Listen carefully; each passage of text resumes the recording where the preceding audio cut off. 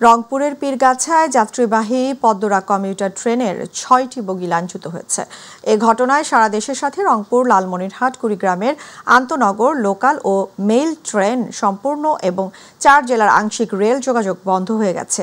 দুপুর ১২টা ৪০ মিনিটে ট্রেনটি লাইনচ্যুত হয়।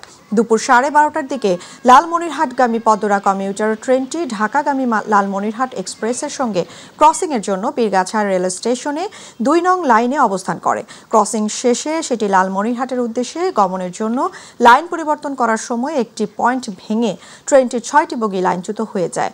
তবে এতে বড় ধরনের কোনো ক্ষয়ক্ষতি হয়নি।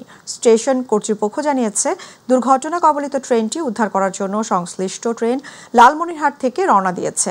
কোচ যথারীতি পার হয়ে যায়। ৩য় নাম্বার কোচ থেকে পরপর 5টা কোচ ডিরেল হয়ে ওখানেই পড়ে যায়।